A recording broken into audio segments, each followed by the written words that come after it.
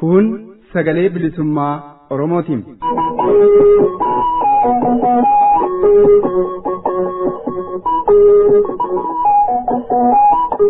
Sagaleen bilisummaa Oromoo guyyoota kibxataa jimaataa fi sanbata ganama sa'aatii 6:00 haga sa'aatii 7:00 galgala ammoo sa'aatii 6 haga sa'aatii 6:00 akkasumas guyyaa roobii ganama sa'aatii 7:00 haga sa'aatii 8:00tti galgala ammoo sa'aatii 7 haga sa'aatii 7:00tti dambalii gabaabaa kiilooherzii 7175 yookiin dambalii giddugaleessaa kiilooherzii 837 irratti akkasumas dambalii gabaabaa meetirbaandii 19 kiilooherzii 15420 irratti jimaataa fi dilbata galgala sa'aatii 8 haga sa'aatii 8:00tti afaan Oromootiin roobii ammoo galgala sa'aatii 8 haga sa'aatii 9tti afaan Oromoo fi afaan Amaaraan wal duraan duubaan qophiilee dabarsuu amma jalqabama.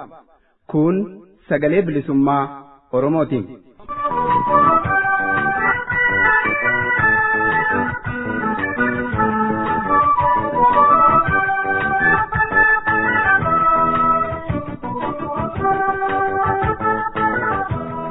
Hadda guyyaan jimaata bitootessa 31 bara 2017 ashamaa dhaggeeffattoota keenya kabajamoo fi jaalatamoo nageenyi keenya kan kabajaa fi ulfinnaa bakka jirtan marattis naa dhaqqabu sagalee bilisummaa Oromoo sagantaa afaan Oromoorraa qophii hadhaaf qabannee dhiyaanne isin beeksisa. Qophii kana isin beeksisuudhaan hanga xumuraatti kan isin faana turu an Waaqonoleeti. Oduun jalqaba qophii keenyaa irratti isiniif dhiyaata. Koreen hojii raawwachiiftuu tumsa uummattootaa bilisummaa fi dimokiraasii walgahii isaa dhaabbataa kan lammaffaa bitootessa 28 hanga 29 bara 2017 adeemsifatee jira. Xumura irrattis ibsa baasee jira. Ibsa koree hojii raawwachiiftuu tumsa uummattootaa bilisummaa fi dimokiraasii kana oduutti aansinee isinii dhiyeessina. Xumura qophii keenyaa irratti ammoo gaaffii fi deebii aartist Tafarii Mokonnon waliin taasisne kutaa arfaffaa fi xumuraa isin biraan geenya. Hundumaa hanga xumura sagantaa keenyaatti nu faana boonnu hordofaa isiniin jedha oduudhaaf Jaal Libangadaa.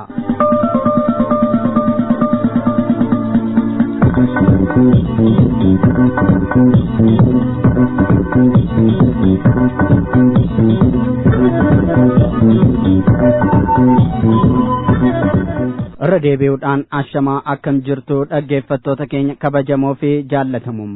Sagalee bilisummaa Oromoo sagantaa afaan Oromoorraa oduu yeroo kanaaf qabannee dhiyaanne isinii dhiyeessina. Oduu kan isinii dhiyeessu an Libangadaati. Kutaalee magaalaa Finfinnee adda addaa keessatti tarkaanfilee fudhatamaniin qabeenyaan ergamtoota sirna wayyaanee barbadeeffamuu maddeen oduu Finfinnee gabaasan. Haaluma kanaan bitootessa 28 bara 2017 magaalaa Finfinnee kutaa magaalaa Boolee Oona 7 naannoo Industirii Jaakiroo jedhamu biratti kan argamu warshaan jirbiin ittiin foo'amu kan qabeenyummaansaa shariika wayyaanee ta'e Haji Saruur Ahmed jedhamu guutummaa guutuutti barbadeeffamuu maddeen gabaasan. Warshaan kun birrii miliyoona 18 oliin kan dhaabbate ta'uunis beekameera.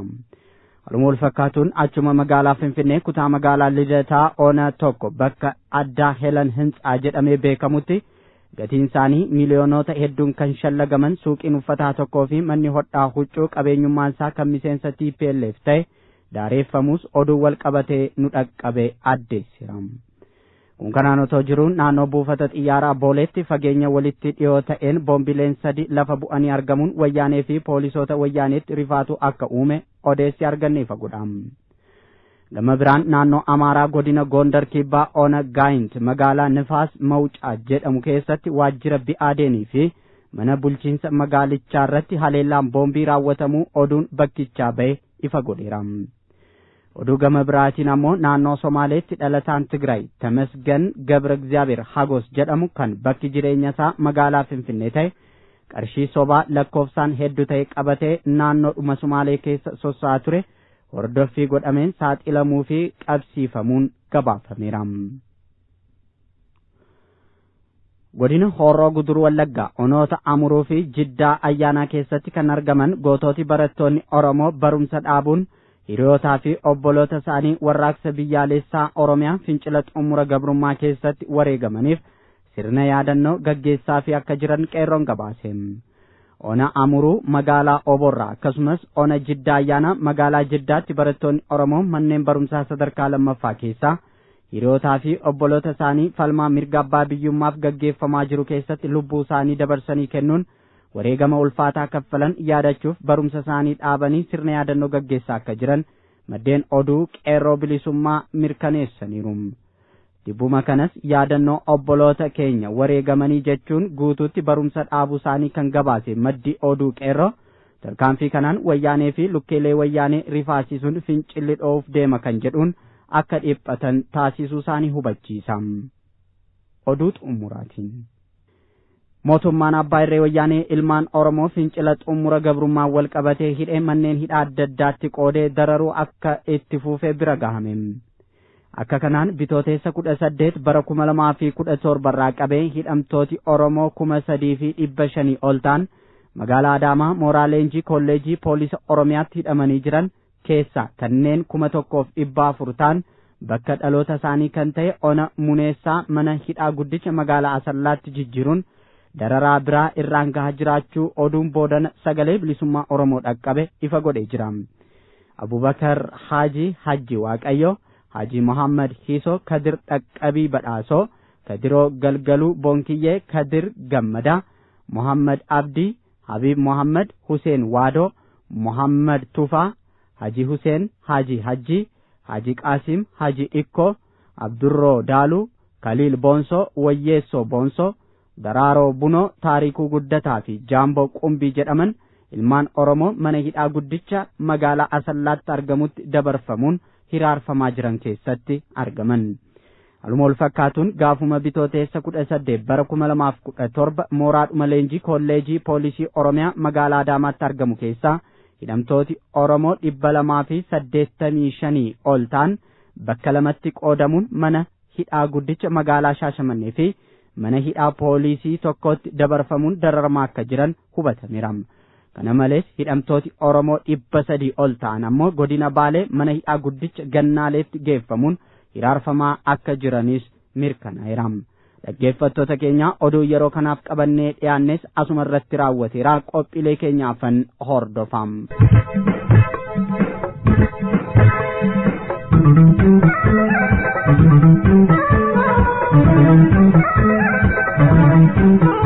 Kabajamoo dhaggeeffattoota keenya kan caqasaa jirtan sagalee bilisummaa Oromoo sagantaa afaan Oromoorraa meetir baandii 19 kiiloo heerzii 15,420 irratti isiniif tamsa'aa jirudha. Qophiin keenya oduu isin dhageessisuun eegale ammallee akkuma itti fufetti jira.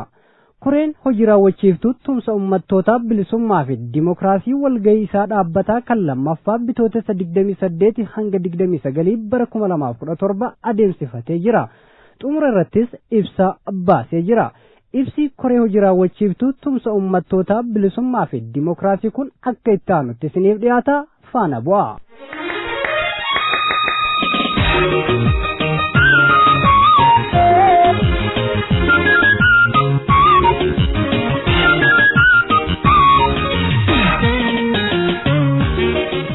Ibsa koree hojii raawwachiiftuu tumsa uummattoota bilisummaa fi dimookiraasii.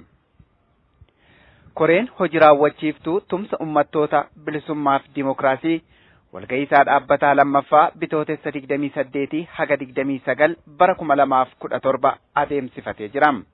Tumsi uummattoota bilisummaaf dimookiraasii tumsa dhaabot bilisummaa 5 jechuun sochii bilisummaa uummattoota Benishaangul, sochii bilisummaa uummata Gaambeellaa, adda bilisummaa Oromoo, adda bilisummaa biyyoolessa Ogaadenii fi adda bilisummaa biyyoolessa Sidaamaa hammata. Koreen hojii raawwachiiftuu gabaasa hojii fi sochii tumsichaa dura taa'aa irraa dhaggeeffatee jira. Akkasumas ibsoota biiroolee tumsichaa fi dhaabota miseensota tumsichaa waa'ee sochii isaanii ilaalchisee kennan dhaggeeffateera.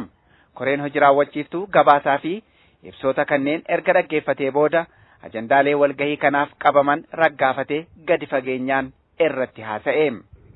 Koreen hojii raawwachiiftuu tarsiimoo tumsa uummattoota bilisummaaf dimookiraasii keessa deebi'ee ilaalee raawwii koree hojii isaatis gamaaggame. tarsimoo tumsa uummattoota bilisummaaf dimokiraasii keessa deebi'ee sakatta'uudhaan akkasumas sochii tumsichaa waliigala irratti marii bal'aa erga taasisee booda murteelee asii gadii irra gahe. Koreen hojii raawwachiiftuu tumsa uummattoota bilisummaaf dimokiraasii diidhaa keessaa fi alaan jiraatullee hojii tumsichaa akka waliigalaatti tarkaanfii guddaa gara fuulduraatti tarkaanfatuun hojii qabsoo biyya keessaa fi alaaf bu'uura jabaa kaa'eera jedhee amanam. Waggaa tokko darbe keessatti keessaa'u hojiin biiroolee dippiloomaasii fi namoomaa hojii jaarmiyaa fi siyaasaa akkasumas waraana kan ilaalu irratti hojii qabatamaatu hojjetame. Koreen hojii raawwachiiftuu hojii raawwatamuu qaban haaraa akeekuudhaan biiroolee jiran hundi galii karoora isaanii dhaqqabuu akka danda'aniif qajeelfama barbaachisu kenneef. Koreen hojii raawwachiiftuu haala siyaasa Itoophiyaa keessa jiru irrattis bal'inaan mari'ateera. Haala mootummaa wayyaanee fi mootummichi karaa irraa maqsuuf diddaa ummati itti jiru gadi fageenyaan gamaagame. Qabatamaatti haalli mul'atu mootummichi waa hundi harkaa bahee biyya sana bulchuu kan hin dandeenye ta'uu mirkaneesse. Tumsi uummattoota bilisummaaf dimokiraasii maddi rakkoo poolitikaa Itoophiyaa keessa jiru mootummaa wayyaanee bilisummaa fi mirga uummattoota biyyattii sarbuudhaan bittaa farra dimokiraasii fi humnaan irratti fe'uu isaa irraa kan dhufeedha jedhee amanam. Maqaa federaalizimii sobaa kan sabi xiqqaan tokkichi siyaasaan, dinagdeedhaa fi waraanaan guutummaatti olaantummaa qabu jalatti waan argamuuf ummanni wayyamni mirgi isaanii dhiittamee humnaan bulfamaa jiru. Sochiin siyaasaa fi hawaasaa yeroo ammaa uummattoota cunqurfamoon deemsifamaa jiru hacuuccaa siyaasaa sirna mootummaa farra dimokiraasii bakka bu'ummaa uummattootaa hin qabneen waggoota 100 oliif raawwatamaa har'a ga'e cabsuuf qabsoo taasifamuudha. Har'a aangoon siyaasaaf dinagdee biyyatti murna wayyaaneen dhuunfatamuu fi maallaqa guddaa kuufataniin irree isaanii cimsachuurraa kan ka'e uummattootaaf biyyattiin guutummaatti to'annoo murna kanaa jala galanii jiru. Har'a Itoophiyaa keessatti mootummaa jechuun wayyaanee TPLF jechuudha. Walitti baqanii qaama tokko ta'anii jiru. Haa ta'u sirni wayyaanee uummata mirga isaa karaa nagaa gaafate irratti tarkaanfii humnaa fudhachaa jiraatu iyyuu mirgoota siyaasaa, demokraasii, mirga hawaasummaaf bilisummaaf qabsoo uummattoonni finiinsaa jiran sadarkaa of booda deebi'uu hin dandeenye irra gahee jira. Koreen hojii raawwachiiftuu tumsa uummattoota bilisummaaf dimokiraasii murtii sirni wayyaanee labsii yeroo hatattamaa labsuuf fudhatee uummata bilisummaa fi dimokiraasii dhugaa barbaacha gara fuulduraatti arreedaa jiru dhaabuuf yaaluu irraa ta'us itti hin milkoofne jedhee amanam. Mootummichi sodaa fi goolii uumuudhaan bituuf tattaafata. Uummattooti Itoophiyaa keessa jiran garuu ammaan booda doorsisaa fi sodaachisa wayyaaneef hin jilbeenfatan. Tole jedhaniis jala hin bulan. Uummattoonni Itoophiyaa keessa jiran ammaan booda tarkaanfii booddessaa mootummaa wayyaanee guutummaa biyyattii keessatti fudhachaa jiru sodaatuun hin callisan, callisaas hin jiran. Ummati osoma ajjeefamuu fi hidhamuu sirna wayyaanee cunqursaa fi saamicha irratti hundaa'ee didee irratti fincilaa jira. Tarkaanfii abdii kutannaa mootummichi uummattoota callisiisuuf fudhatu rakkoo jiru irratti rakkoo dabalee inumaayyuu daraan gara rakkoo irra hammaataatti geessa. Tumsi uummattoota bilisummaaf dimokiraasii sirni yeroo ce'umsaa dimokiraatawaa ta'e sirna hunda hammataa mirgi uummattoota hundaa keessatti kabajamuu fi kan gaaffii sabaaf sablammoota cunqurfamoo deebisuu danda'u uumuun barbaachisaadha jedhee amanam. Kanaaf koreen hojii raawwachiiftuu tumsa uummattoota bilisummaaf dimokiraasii haala dhaabota mormitoota Itoophiyaa biyya keessaa fi alaa jiranii gadi fageenyaan xiinxalee jira. Akka kanaan sirna poolitikaa haaraa Itoophiyaa keessatti fiduudhaaf karaa gara sanitti geessu kan qaamota dhimmichi ilaalu hundaa biratti fudhatama qabuu fi karaa saaquu danda'u irratti hojjechuuf murteeffatee jira. Sirni poolitikaa akkanaa waldhabbii wal irraa hin citne deddeebi'ee Itoophiyaa keessatti mul'atutti xumura gochuu danda'a jedhees amanam.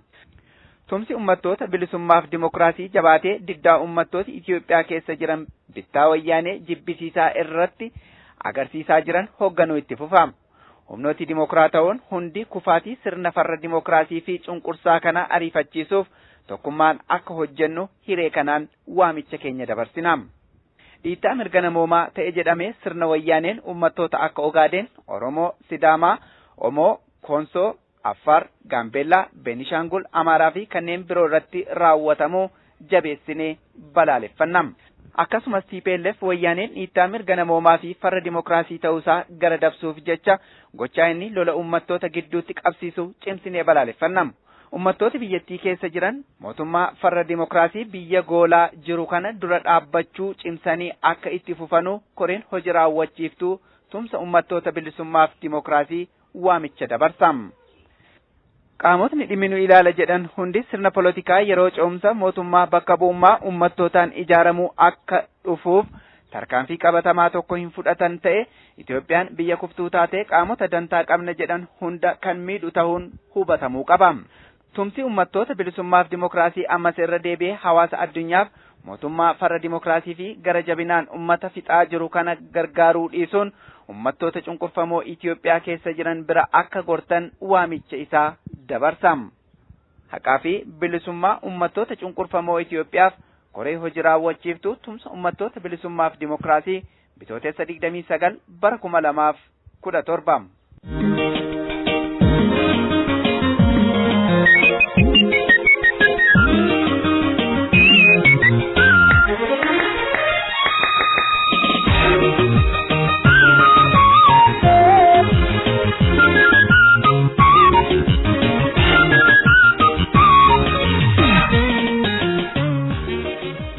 kabajamoo dhaggeeffattoota keenya kan caqasaa jirtan sagalee bilisummaa Oromoo sagantaa afaan Oromoorraa meetir baandii 19 kiiloo heerzii 15,420 irratti isiniif tamsa'aa jirudha.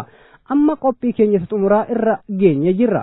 Innis gaafii fi deebii artist Tafarii Mokonnon waliin taasifne kutaa arfaffaa fi xumuraa ta'a itti dhiyaadha.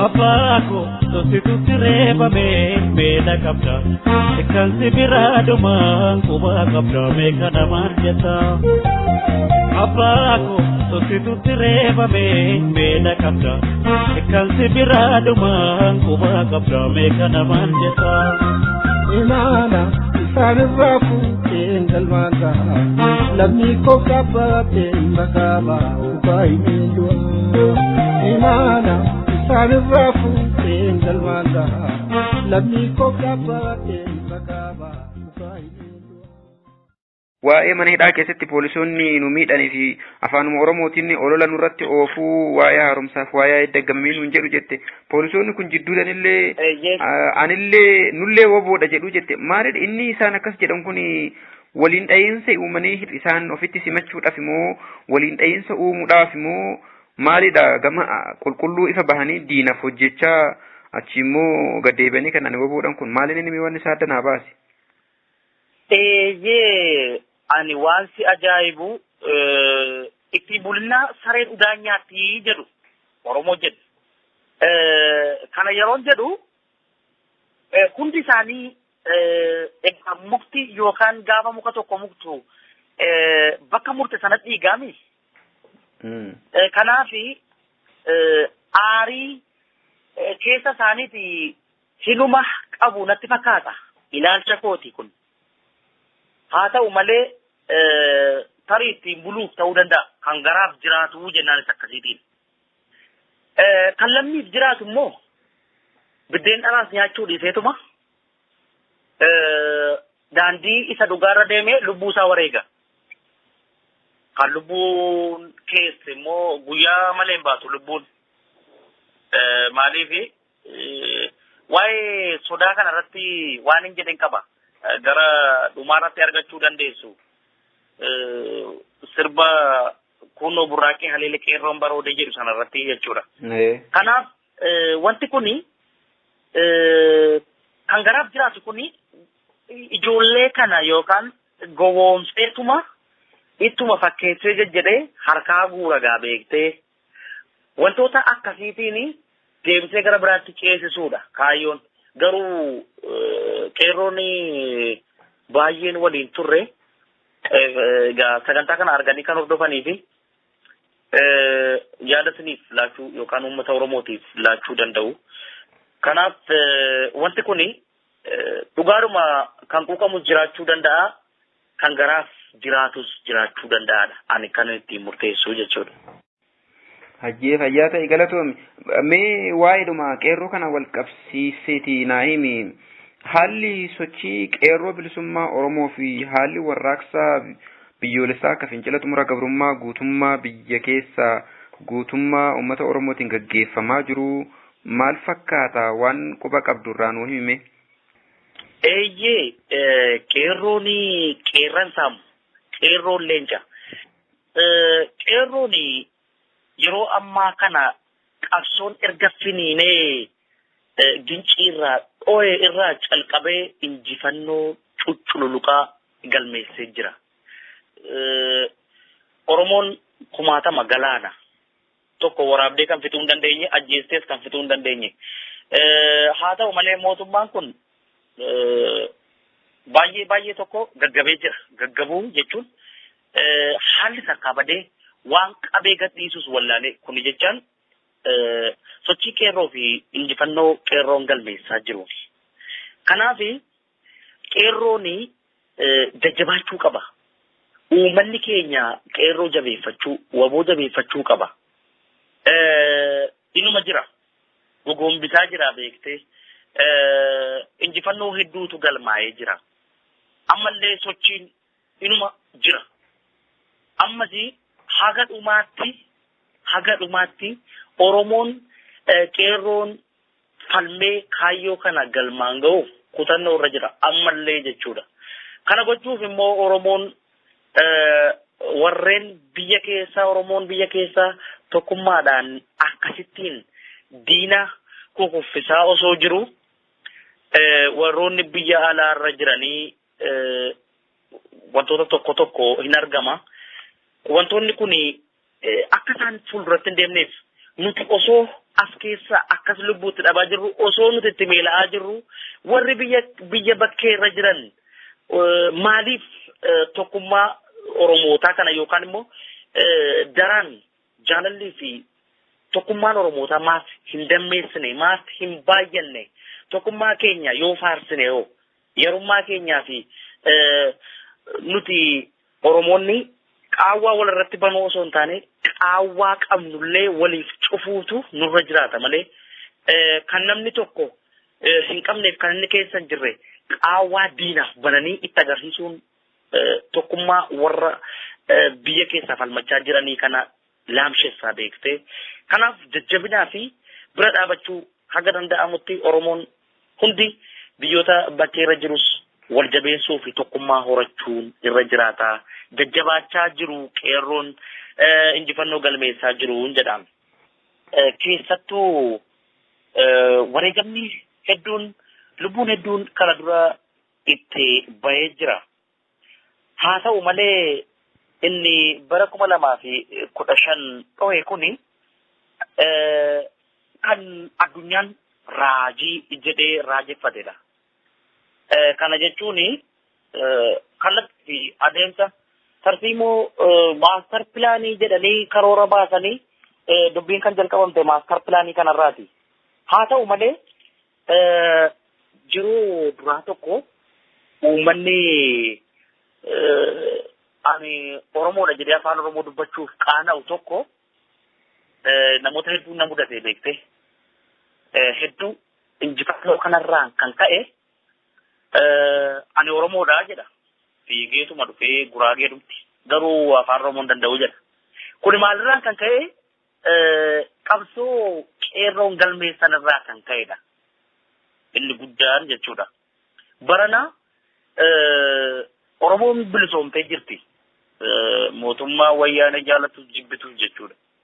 Sababiin isaa karoora Oromoon tokko ta'ee qeerroon kan inni socho'u malee mootummaa wayyaanee miti kan biyya bulchaa jiru.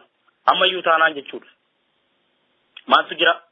Wanti haaraan maaltu jedhamee karoora maaltu baheedhaan kan isaan socho'an. Haa ta'u malee wantoota gaggaariin galmaa'ee jira. Lubbuun wareegamee itti kafalamus gootonni lubbuun isaanii darbite seenaan isaanii hin darbine dhalootatti darbee inuma jiraata. Nutis haga lubbuun jirrutti wanta haqaaf dhugaarra dhaabannee falmachuun dirqama keenya wanta ta'eefi akkuma gootan darban wareega kafalanii qabsoo kana asiin gahan dhaloonni qubee jenereeshinii kun immoo jabaatee wal jabeessee harka wal qabatee haga dhumaatti kaayyoo sabaa galmaan ga'uun dirqama isaati. Akka kanaan jedha. Hayyee artiist Tafarii Mokonnin maa irratti artistoota Oromoo akkuma kan kee sirna nama nyaataa sana jalatti sabaa fi biyya isaaniitiif jecha wareegama qaalii baasuudhaan tattaaffii adda addaa taasisuudhaan walleelee warraaqsaatiin haa ta'u bifa adda addaatiin ummata isaaniif biyya isaaniitiif hojii seena qabeessa hojjetaa jiraniif ilmaan Oromoo biyya keessa jiraniif biyyoota ambaa garaagaraa jiraniif walumaa galatti maa irratti dhaamsi ati ummata Oromootiif qabdu yoo jiraate hiree kanaan dabarfachuu dandeessa? Egaa carraa kana waan naa kennitaniif galatoomaa jamanumaaniin Oromoo biyyoota hambaa fi biyyoota keessa qeerroo Oromoo injifannoo guddaa galmeessitanii lubbuun keessan du'arraa hafee amma jirtanii fi galanni kan koo bilisummaa ilmaan Oromoo mara isiniif haa ta'u jedha. Akkasuma warri rafee jiru osuma qabsoon finiinaa jiru kan rafan jiru warreen rafanii jiran dammaquun dirqama. Sababiinsaa inni du'aa jiru dhiiga keenya obboloota keenya haga danda'amutti waan qabuun socho'uutu irra jiraata. Tokkummaa qabu mul'isuutu irra jiraata. Oromoonni biyya keessa jiran tokkummaa kanaan gaafa kaayyoo sabaa galmaan ga'uuf Oromiyaa bilisoomte kana arguuf fiiganii warroonni biyya bakkeerra jirtanis dhaamsi ani isinii qabu jajjabinaa fi tokkummaa yoo homaallee qeerroodhaaf godhamuu baate Oromiyaan qabeenya hedduu qabdi. Qabeenya kan saayyuu ormatu nyaachaa jira. Haa ta'u malee tokkummaa cimsuu fi jaalala dammeessuun dirqama. Elaa warroonni biyya bakkeerra jiranii fi kaayyoo Oromootaa fashaleessuuf ergamtoonni jiru keessa. Jarreen kanaa fi dhaamsaan dhaamu jarreen ergamtootaaf dhaamsaan dhaamu aga lubbuun jirtutti seenaa dalagdee saba biraa dhalootaaf siidaa dhaabuun dirqama. Kana yoo ta'e kaayyoon Oromootaa galma geessi malee garaadhaaf hin jiraatiin warra abbaa garaatiin hin jedha. Warroonni immoo qabsoo finiisuuf egaa injifannoo galmeessitanii kaayyoo Oromootaa galmaan ga'uuf fiigaa jirtan galatoomaa maqaa uummata Oromoo bal'aatiin isiniin galatoonfadhaa. Jajjabina qabaachuu, tokkummaa qabaachuu, wal jajjabeeffachuu, wal iyyaafachuun dirqama keessaniin isiniin jedha. Isiniin illee egaa nayyaafattanii waan dhuftaniif maqaa televizyiinii fi raadiyoo keessanii akkasuma maqaa saba bal'aa Oromootiin isiniin galatoonfadhaa naa jiraadha. Artiist Tafarii Mokonnin yaada nuuf laatteef maqaa dhaggeeffattoota keenyaatiin ammallee irra deebinee hedduu si galateeffanna. Galatoomi galanni keetis bilisummaa Oromoo fi walabummaa Oromiyaa haa ta'uu jenna. Meegaa qophii kan keenya kana yookaan gaaffii deebii keenya kana guduunfuudhaaf artiistidha. Wallee dhuma keetiin guduunfina. Wallee tokkoon mee qophii keenya nu guduunfiga. Weellee koo keessa. Gootni goota jaadu Oromoo qofaadha.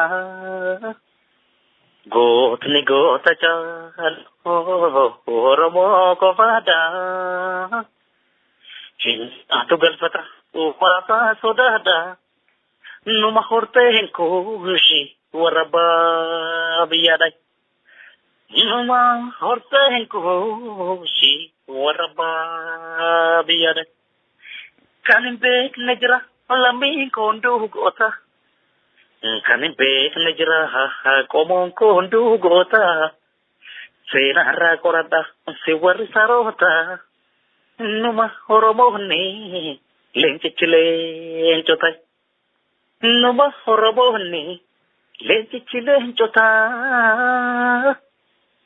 Nurra bubbultulle barananii galta. Sila biyya qabdu jiraattu. Sila biyya qabdu jiraattu duuteetta. Galatoomaa.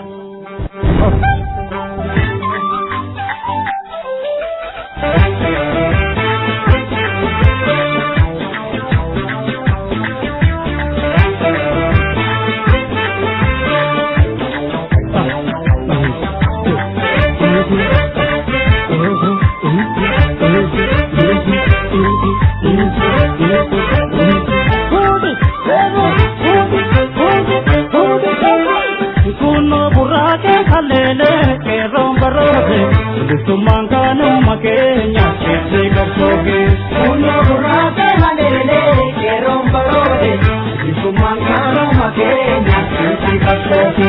Kunoo gurraate haleele qeerroon baroode injifannoon kaanuu makeenya keessa qabsooke. Kunoo gurraate haleele qeerroon baroode injifannoon kaanuu makeenya keessa qabsooke. Bahaadiyaa fi garmaame qeerransi keenya gubidina maaliif gabroomne guyyaa lakkoofne. Bahaadiyaa fi garmaame qeerransi keenya gubidina maaliif gabroomne guyyaa lakkoofne.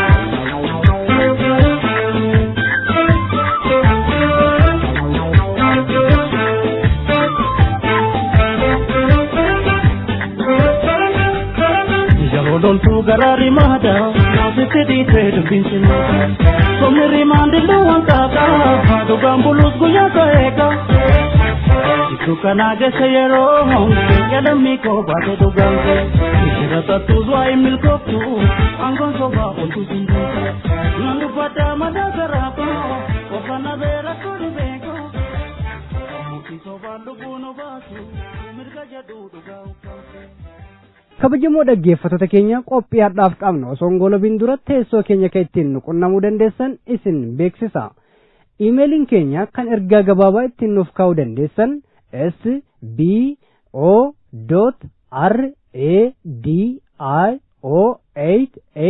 sbo.radio88@gmail.com irran deebi'a. Iimeeliin keenya sbo.radio88@gmail.com. Facebook peejiin keenya yookaan fuulli Facebookii keenya akka afaan Oromootti sagalee bilisummaa Oromoo jechuun barbaaddanii yoo laayik gootan guutummaa odeessa sagalee bilisummaa Oromoo achirraa argachuu ni dandeessu. Vaayibarii fi Waatsaappiin keenya ammoo 001134104 dhaggeeffattoota keenya gumaachi yaada keessanii jajjabina sagalee bilisummaa Oromootiif qooda olaanaa qaba waan ta'eef hirmaannaan keessan itti haafuuf isiniin jenna. Egaan dhaggeeffattoota keenya kabajamoo fi jaalatamoo sagalee bilisummaa Oromoo sagantaa afaan Oromoorraa qophiin addaaf qabannee dhiyaanne kanumaan goolabamee jira. Qophii wal fakkaatu biraatiin hanga walitti deebinutti nagaa fi fayyaa keessanuuf jiraadha. Injifannoo uummata Oromoof.